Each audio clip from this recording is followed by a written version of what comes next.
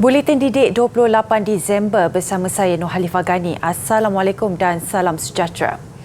Kementerian Pendidikan Malaysia KPM akan meneliti semula jenis perabot yang dibekalkan kepada sekolah, terutamanya sekolah yang terletak di kawasan berisiko banjir.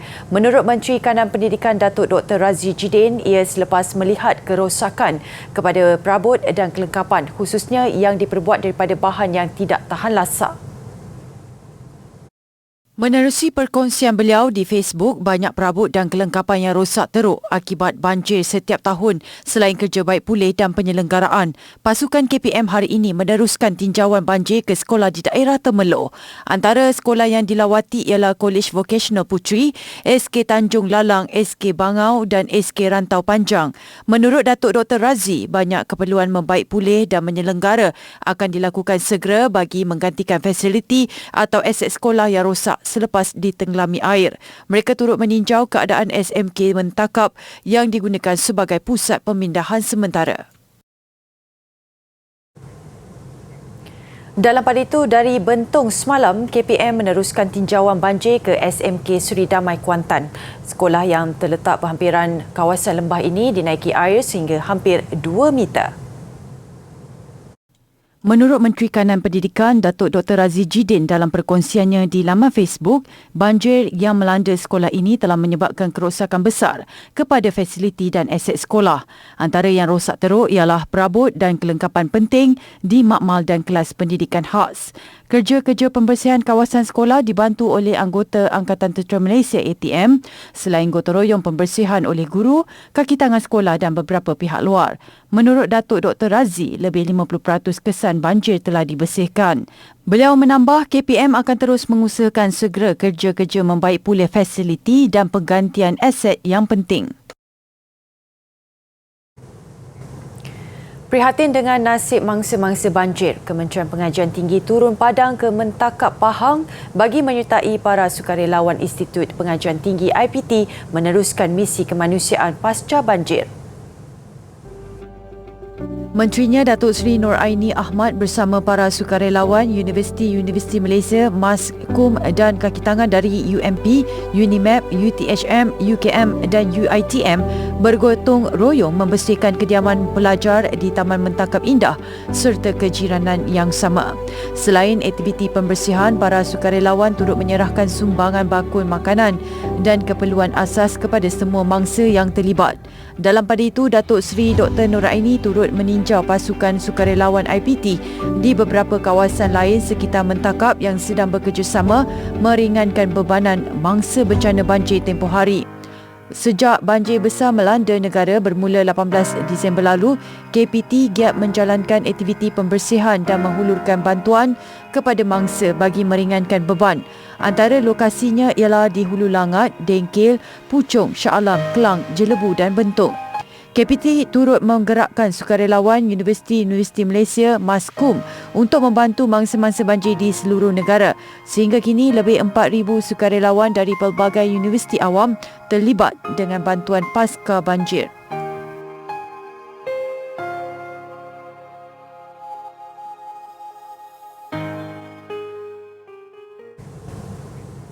Berat mata memandang, berat lagi bahu yang memikul. Itulah yang boleh disifatkan mengenai keadaan mangsa banjir ketika ini. Pernah berdepan pengalaman perit berdepan banjir besar 15 tahun lalu, sekumpulan anak muda dari Kota Tinggi Johor tampil dengan inisiatif tersendiri untuk sama membantu meringankan beban mangsa banjir di Selangor. Prihatin dengan nasib mereka yang terjejas, 26 anak muda daripada pelbagai latar belakang menjadi sukarelawan mengumpul pelbagai barangan keperluan asas untuk disumbangkan. Inisiatif yang mula digerakkan sejak minggu lalu itu mengumpul barangan termasuk beras, minyak masak, tuala wanita serta pakaian terpakai. Dengan sokongan komuniti merentas sempadan, keturunan dan agama, mereka akhirnya berjaya mengumpul sumbangan dianggar bernilai RM50,000, turut menggembling tenaga beberapa pertubuhan bukan kerajaan NGO termasuk Majlis Belia Felkra Johor. Alhamdulillah, saya berada di sini pada hari ini untuk membantu mangsa di Hulu Langat bagi meringankan beban-beban yang diorang alami. Sebab saya rasa proses untuk membersihkan rumah memang makan masa, sebab saya rasa sebulan pun tak cukup dengan keadaan lumpur, yang tebal, dan saya rasa memang kita perlu membantu mereka untuk meringankan beban lah. Sekitar Januari tahun 2021. Jadi pada ketika itu ramai badan-badan kerajaan, badan-badan bukan kerajaan dan sukarelawan daripada seluruh negara turut serta membantu mangsa-mangsa banjir di daerah Kota Tinggi. Dan pada kali ini insya-Allah kita akan membantu juga mangsa-mangsa banjir di sekitar daerah Hulu Langat khususnya dan di sekitar daerah di negeri Selangor umumnya. Selain aktiviti pembersihan, misi bantuan ini turut menekankan aktiviti sokongan moral dan emosi khususnya kepada ibu bapa dan pelajar sekolah yang terjejas banjir. Majlis pelancaran program misi bantuan banjir guru pewaris negara ini berlangsung di Pejabat Pendidikan Kota Tinggi pagi tadi.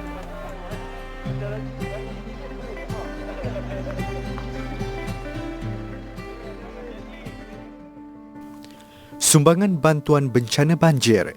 Anda boleh menyalurkan sumbangan anda kepada Yayasan Didik Negara menerusi akaun bank tertera. Sumbangan berbentuk barangan pula boleh disalurkan ke Pusat Pengumpulan Barang YDN. Semakan keputusan ujian penilaian kelas KAFA UPKK yang menggunakan modul penilaian kelas KAFA MP KAFA tahun 2021 boleh dibuat mulai hari ini. Calon boleh menyemak keputusan bermula jam 11 pagi tadi sehingga 11 Januari 2022. MP KAFA dilaksanakan selepas UPKK bagi subjek bertulis dibatalkan berikutan penularan wabak COVID-19.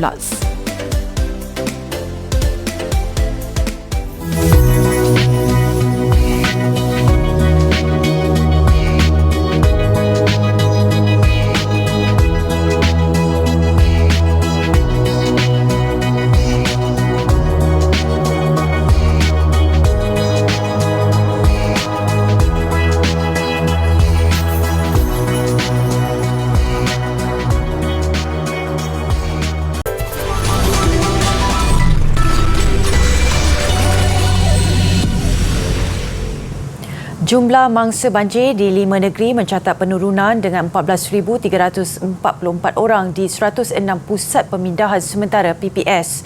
Berdasarkan aplikasi Info Bencana Jabatan Kebajikan Masyarakat JKM setakat 6 petang tadi, mangsa membabitkan hampir 4,500 keluarga. Di Pahang, 8,798 mangsa banjir berada di 75 PPS. Daripada jumlah itu, 244 terdiri daripada bayi dan lebih 800 adalah warga emas. PPS Sekolah Menengah Kebangsaan Karak Setia Bentong merekodkan 1,140 orang. Sementara itu, terdapat 5,399 mangsa ditempatkan di 27 PPS di Selangor. PPS SK Alam Megah 3 Subang Jaya mencatatkan mangsa paling tinggi dengan 717 orang. Manakala di Negeri Sembilan, 2 PPS daerah Jelebu masih beroperasi yang menempatkan 53 mangsa terdiri daripada 17 keluarga. Kelantan dan Melaka pula masing-masing mencatat 78 dan 26 mangsa dengan hanya 1 PPS beroperasi. Sementara itu, Sabah bersedia menghadapi banjir berikutan luruan monsun yang sedang berlaku ketika ini dan diramalkan berlanjutan sehingga 3 Januari depan. Seramai 7,691 anggota dan 2,410 logistik membabitkan koordinasi 14 agensi sudah siap siaga sebagai langkah awal berdepan bencana itu di negeri berkenaan. Berdasarkan laporan Jawatan Kuasa Pengurusan Bencana Negeri JBPN Sabah, koordinasi itu sudah diatur gerak di seluruh negeri. Pengarah Angkatan Pertahanan Awam Malaysia APM Sabah, Kolonel Syahrudin Makzin berkata, untuk APM sahaja seramai 609 pegawai dan anggota termasuk 61 aset terlibat. Pusat Kawalan Operasi Negeri APM Sabah sudah diaktifkan dan beroperasi 24 jam sejak kemarin. Kewaspadaan supaya rakyat negeri Sabah ini tidak memandang mudah dengan kejadian yang berlaku, dan kita harapkan mereka mengambil pengajaran daripada kejadian yang berlaku di negeri Selangor khususnya, sebab kadang-kadang bencana yang berlaku ataupun hujan yang berlaku mungkin nampak tidak menjejaskan, tetapi kesan-kesan selepas daripada itu mungkin akan memberikan impak yang besar. Amaran hujan berterusan dikeluarkan Jabatan Meteorologi Malaysia berkuat kuasa semalam sehingga hari ini bagi kawasan di timur Sabah. Pada masa sama, ribut petir juga dijangka boleh berlaku di seluruh Sabah. Malaysia hampir mencapai sasaran 80% atau 26,125,920 populasi keseluruhan lengkap divaksinasi meskipun tarikh unjuran ditetapkan masih berbaki selama 220 hari. Selain itu, sasaran 80% atau 2.53 juta populasi remaja berusia 12 hingga 17 tahun lengkap divaksinasi sudah dicapai pada 10 November lalu. Perkembangan berkenaan dikongsi portal COVID Now yang menjelaskan 78.4% atau 25,589,542 populasi keseluruhan sudah lengkap divaksinasi, manakala 17.1% sudah menerima dos penggalak. Portal itu turut mencatatkan 120,092 dos penggalak harian diberikan semalam yang membawa kepada jumlah kumulatif 5,577,262 dos penggalak. Angka vaksinasi harian itu turut membabitkan 5,102 lengkap divaksinasi dan 3,239 dos pertama.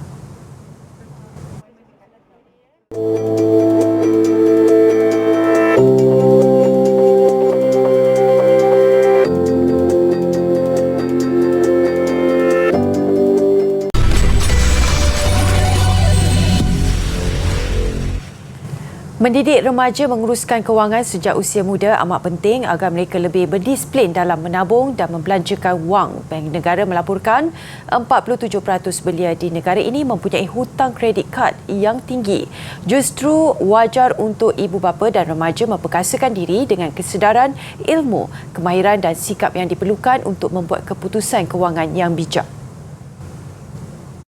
Menurut pengasas program Celik Kewangan Alina Amir, dalam program Membina Juara Didik TV KPM, terdapat beberapa faktor mengakibatkan masalah pengurusan kewangan.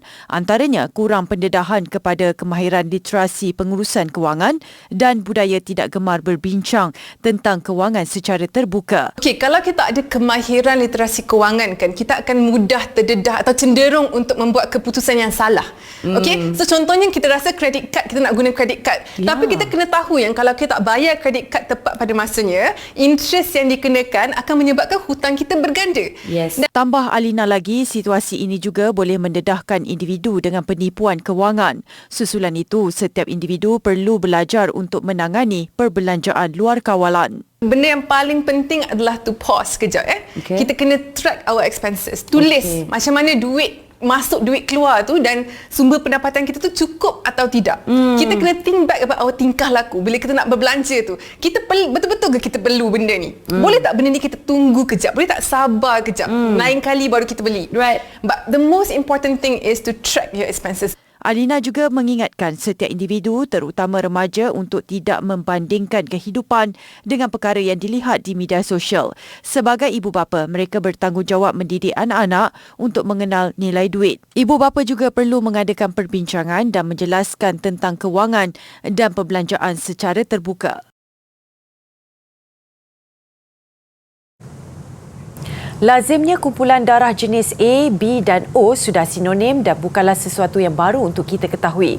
Tapi tahukah anda terdapat satu lagi kumpulan darah yang sangat jarang ditemui, iaitu RH null.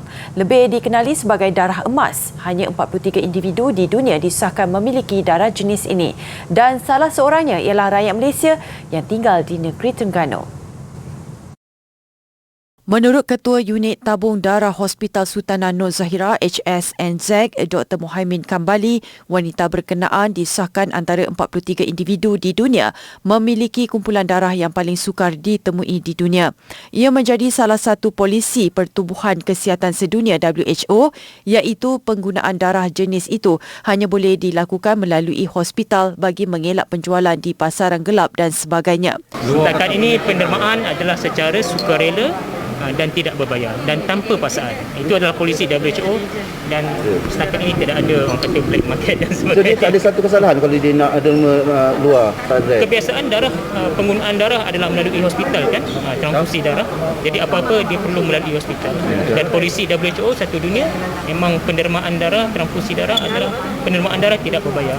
Darah wanita itu dikesan pada tahun 2016 dan kini disimpan di Pusat Tabung Darah Negara di Kuala Lumpur.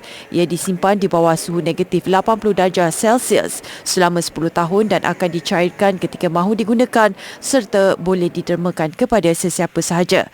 Namun, individu yang mempunyai kumpulan darah jenis itu hanya dapat menerima darah dari kumpulan yang sama sahaja. Bagaimanapun, maklumat terperinci wanita berkenaan tidak akan didedahkan kepada umum.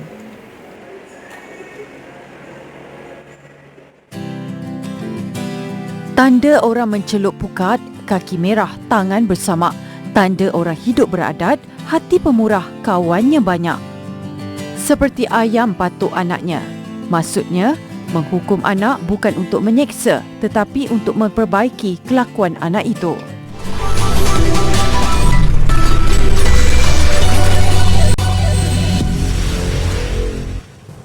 Saingan Liga Hoki Remaja Malaysia MJHL semakin menghampiri kemuncaknya dengan 4 pasukan sudah pun mengesahkan tempat ke peringkat separuh akhir Piala TNB. Sekolah Sukan Bukit Jalil SSBJ Thunderbolts akan berdepan cabaran wakil Johor SMK Datuk Bentara Luar esok di gelanggang utama di Stadium Hoki Nasional Bukit Jalil. Sementara satu lagi pasukan dari Johor SSTMI Thunderbolts akan menentang pasukan dari Pahang AHP SSP MSP Thunderbolts di Padang 2.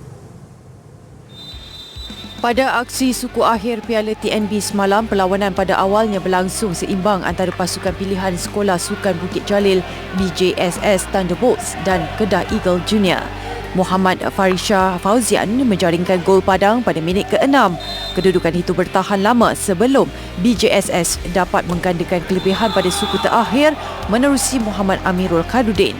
Farisha kemudian sekali lagi menemui sentuhan penyudah minit ke-49 untuk meledak gol kedua peribadi.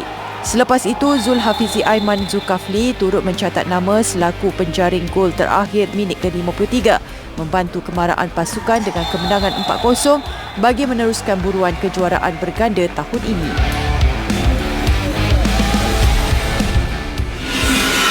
Dalam satu lagi aksi suku akhir, SSTMI Thunderbolts bangkit sebelum berjaya mengatasi wakil Perak Anderson Thunderbolts dengan kemenangan 4-2. Anderson mendahului seawal minit pertama hasil pukulan penalti Muhammad Fahmi Khalid.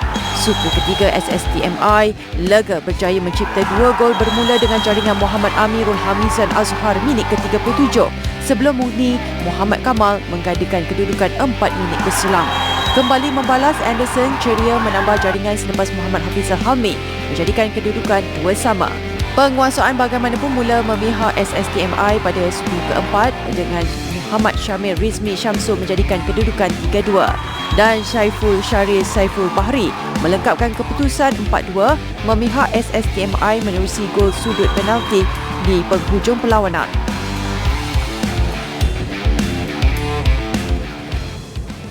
Menjelang final pertama Piala AFF esok, ramai meletakkan juara 5 kali Thailand sebagai pasukan pilihan berbanding Indonesia.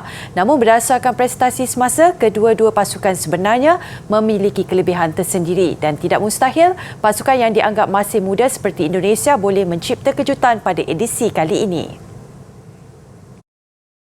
Walaupun Indonesia belum pernah menjuarai Piala AFF, skot Garuda itu sebenarnya merupakan pasukan regular di pentas final. Berdasarkan rekod, Indonesia sudah melangkah ke perlawanan akhir sebanyak 5 kali iaitu pada tahun 2000, 2002, 2004, 2010 dan 2016. 3 daripadanya tewas kepada Thailand, namun final keempat bertemu lawan sama kali ini nampak lebih meyakinkan jika dilihat daripada barisan pemain muda dan kredibiliti jurulatihnya Shin Tae-yong. 제 솔직한 심정은 우승하고 싶습니다.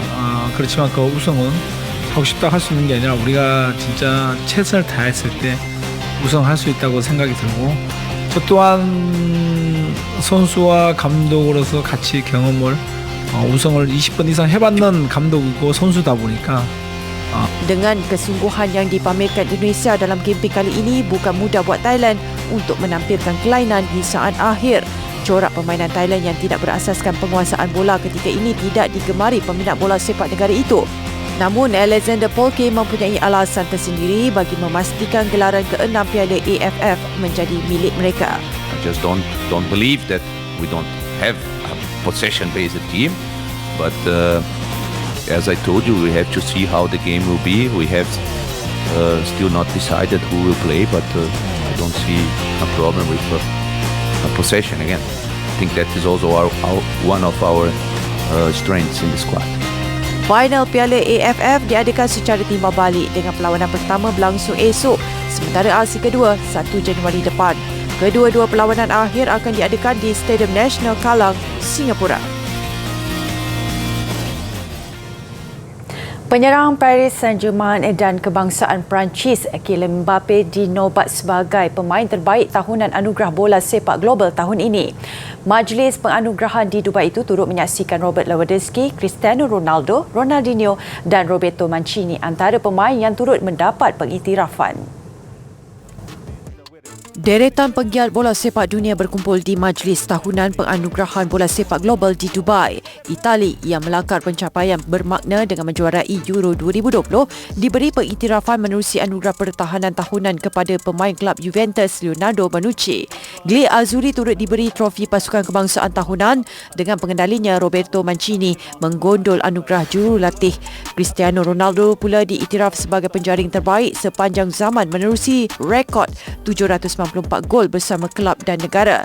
Ronaldo menerima anugerah Carrier, sementara Robert Lewandowski dinobat penjaring terbaik tahunan yang menerima trofi Maradona. Anugerah kemuncak pemain tahunan diserahkan kepada penyerang berusia 23 tahun Kylian Mbappe yang menikmati kejayaan juara Liga Negara-Negara UEFA bersama Perancis dan menyumbat 27 gol membantu Paris Saint-Germain bergelar naib juara Ligue 1. It's a wonderful story. It's my story. I was already focused. I had a dream to be a professional player.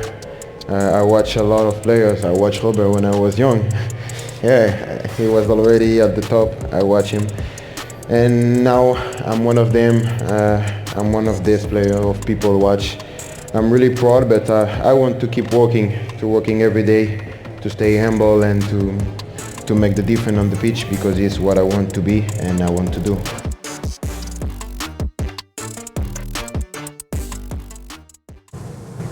Mengakhiri buletin didik malam ini, bandar Kiev, Ukraine yang bermandikan cahaya sempena kedatangan tahun baru. Saya Nohalifah Gani, Assalamualaikum dan salam hormat.